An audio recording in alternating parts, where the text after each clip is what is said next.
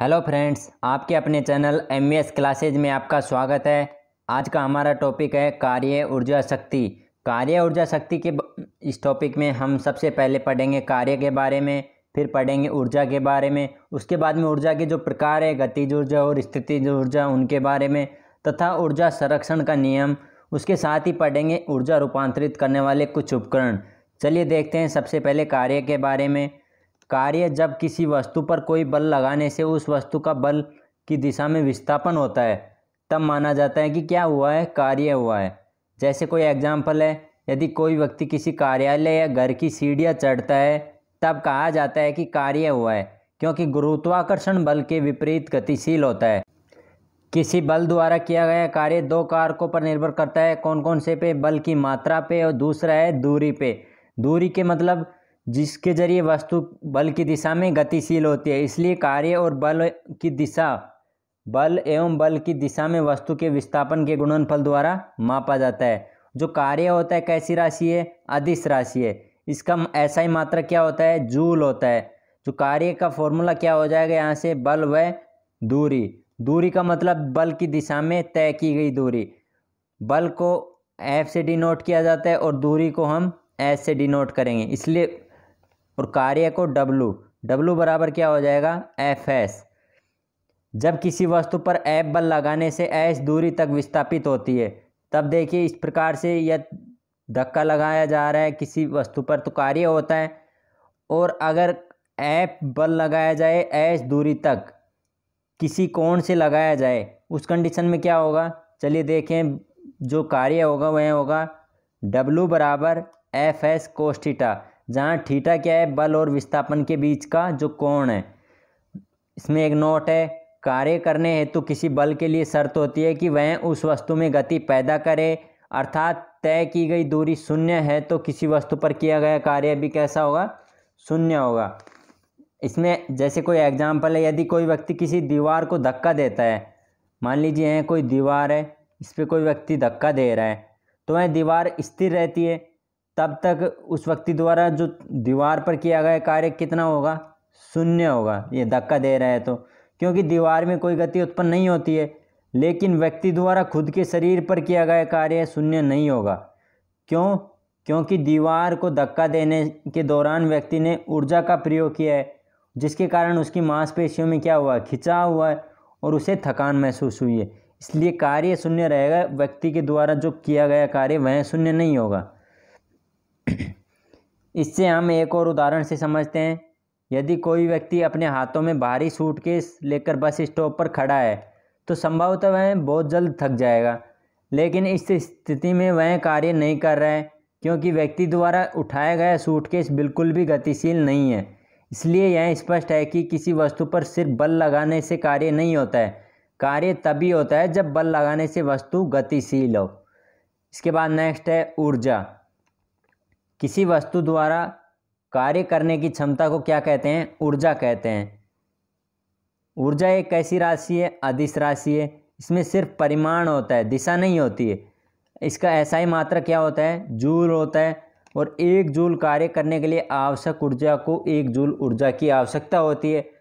इसलिए कह सकते हैं कि 1 किलो जूल बराबर कितना हो जाएगा? 1000 जूल। कार्य और ऊर्जा के मात्रक के रूप में जूल का जो नाम है ब्रिटिश भौतिक शास्त्री किसने? जेम्स प्रेस्कॉट जूल के नाम पे रखा गया है। इसके बाद है किसी वस्तु द्वारा खुद पर किए गए कार्य से उत्पन्न ऊर्जा कैसी ऊर्जा कहलाती है? यांत्रिक ऊर्जा कहलाती है। यह कितने प्रकार की होती है? 2 प्रकार की। कौन कौन सी? स्थितिज ऊर्जा और गतिज ऊर्जा।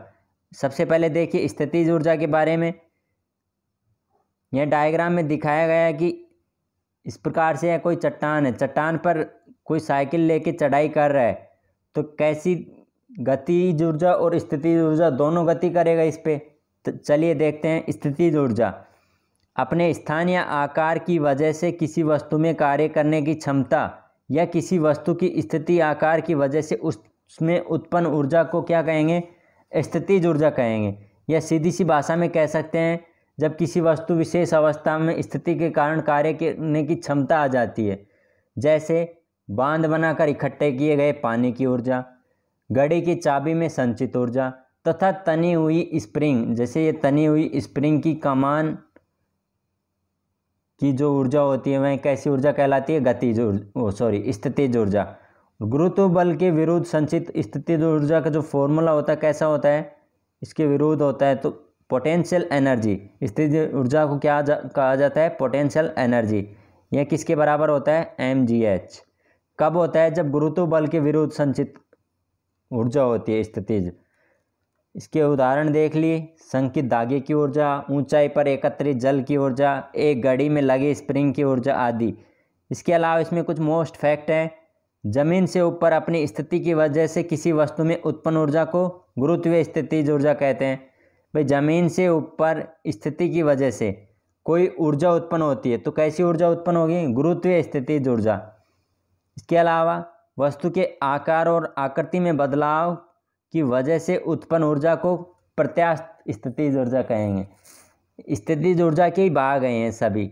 इसी प्रकार नेक्स्ट है, पृथ्वी के गुरुत्वाकर्षण क्षेत्र में किसी वस्तु की स्थितिज ऊर्जा कैसी होती है? mgh होती है, जहाँ पर m द्रव्यमान, g गुरुत्वीय त्वरण और h ऊंचाई है। गुरुत्वीय त्वरण का मान कितना होता है? 9.8 मीटर प्रति सेकेंड स्क्वायर। नेक्स्ट है इसमें गतिज ऊर्जा। किसी वस्तु में उसकी गति के कारण उत्पन्न ऊर्जा को क्या कहते हैं? गतिज ऊर्जा कहते हैं। यदि m द्रव्यमान की कोई वस्तु v वेग से गतिशील है तो वस्तु की गतिज ऊर्जा क्या हो जाएगी? 1/2 mv²। यह गतिज ऊर्जा का फॉर्मूला हो जाएगा। और इस सूत्र से स्पष्ट है। क्या स्पष्ट है? देखिए, यदि वस्तु का द्रव्यमान दुगुना हो जाए तो उसकी गतिज ऊर्जा भी कितनी हो जाएगी? दुगनी हो जाएगी। कैसे? देखिए, फॉर्मूला है 1/2 mv²। द्रव्यमान m है, अगर दुगना द्रव्यमान हो जाए, m की जगह 2m हो जाए तो गतिज ऊर्जा कितनी हो जाएगी? दुगुनी हो जाएगी। इसी प्रकार यदि वस्तु का द्रव्यमान आधा हो जाए तो उसकी गतिज ऊर्जा कितनी हो जाएगी? आधी रह जाएगी। इसी प्रकार यदि वस्तु का वेग दुगुना कर दिया जाए तो उसकी गतिज ऊर्जा 4 गुनी हो जाएगी। क्यों हो जाएगी? 1/2 mv² होता है गतिज ऊर्जा का फॉर्मूला।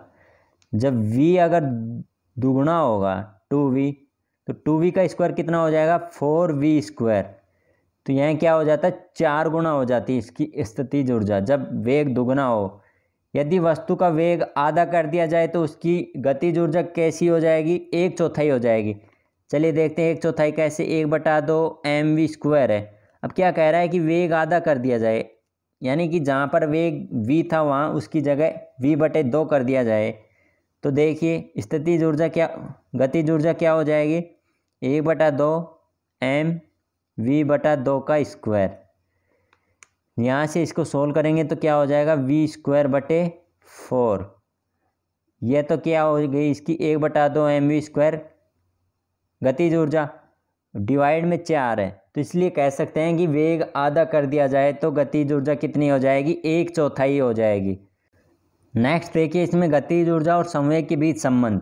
गतिज ऊर्जा और संवेग के बीच में संबंध में देखिए, गतिज ऊर्जा का फॉर्मूला क्या होता है? 1/2 mv²। जो संवेग होता है, संवेग किसके बराबर होता है? mv। द्रव्यमान और वेग के गुणनफल को क्या कहते हैं? संवेग कहते हैं। अब इसमें देखिए, अगर m से ऊपर भी मल्टीप्लाई कर दिया जाए और नीचे भी कर दिया जाए तो इस प्रकार से लिख सकते हैं 1/2 m² v²/m।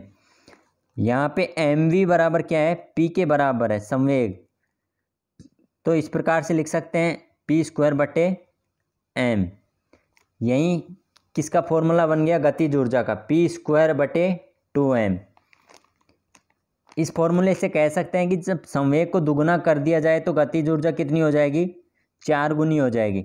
संवेग p² है, p² की जगह अगर 2p करेंगे तो 2p का स्क्वायर कितना हो जाएगा? 4p²। कितनी हो जाएगी गतिज ऊर्जा? 4 गुनी हो जाएगी। इसके बाद में देखिए शक्ति के बारे में। कार्य करने की दर को क्या कहते हैं? शक्ति कहते हैं। शक्ति कैसी राशि है? एक अदिश राशि है। शक्ति का जो फॉर्मूला होता है क्या होता है? किया गया कार्य बटे कार्य करने में लगा समय, यानी कि एकांक समय में किया गया कार्य क्या कहलाता है? शक्ति कहलाता है। P = W/T, जहाँ पर P क्या है? शक्ति है और W किया गया कार्य। और समय टी बराबर कार्य करने में लगा समय। इसके अलावा जब कार्य होता है तो उसमें कार्य के बराबर मात्रा में ऊर्जा खर्च होती है, इसलिए ऊर्जा शक्ति को ऊर्जा की खपत या उपयोग के दर के रूप में परिभाषित किया जाता है। शक्ति बराबर क्या हो जाएगा यहाँ से, ऊर्जा की खपत बटे ऊर्जा खपत करने में लगा समय। सिंपल सी लैंग्वेज में कह सकते हैं P बराबर E अपॉन टी, जहाँ पर P क्या है, शक्ति, और E उपयुक्त ऊर्जा जितनी खपत की गई, और T बराबर क्या हो जाएगा, ऊर्जा खपत करने में लगा समय। शक्ति का SI मात्रक क्या होता है, वाट होता है, और 1 वाट किसी उपकरण की वह शक्ति होती है जिसके कारण वह 1 जूल प्रति सेकंड की दर से कार्य करता है।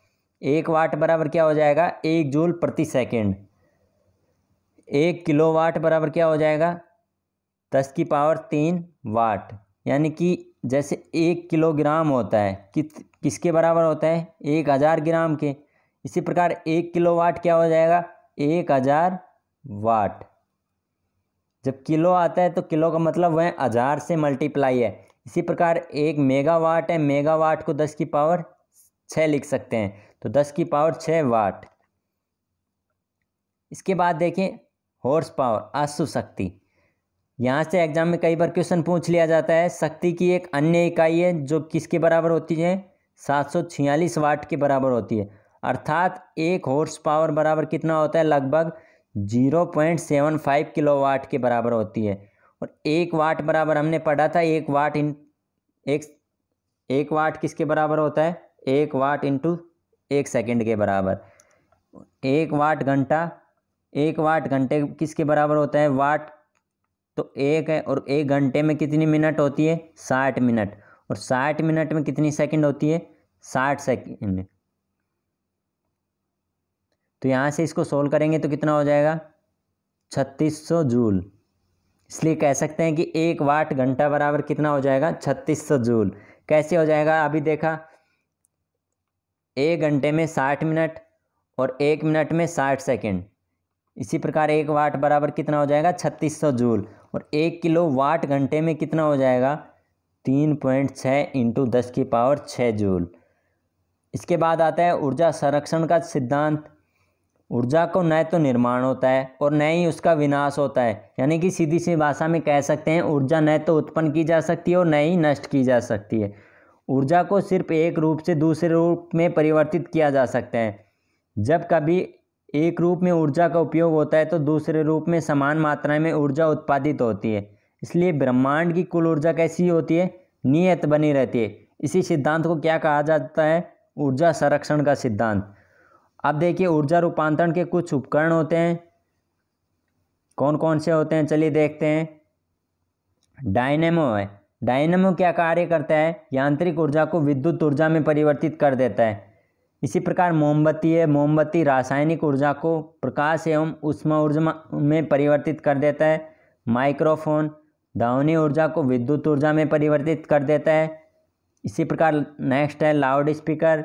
लाउड स्पीकर विद्युत ऊर्जा को ध्वनि ऊर्जा में। सौर सेल है। सौर सेल सौर ऊर्जा या प्रकाश ऊर्जा को विद्युत ऊर्जा में।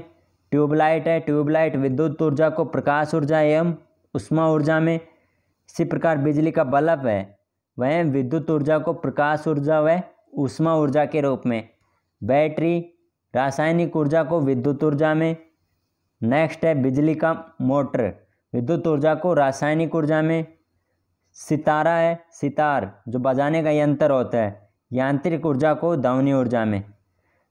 अब इससे संबंधित मोस्ट इंपॉर्टेंट क्वेश्चन देखिए एग्जाम में कैसे क्वेश्चन पूछे जाते हैं। निम्नलिखित में से कौन सा यंत्र रासायनिक ऊर्जा को विद्युत ऊर्जा में बदलता है। कौन सा यंत्र रासायनिक ऊर्जा को विद्युत ऊर्जा में बदलता है। इसका right answer option A battery. Battery रासायनिक ऊर्जा को विद्युत ऊर्जा में बदलता है।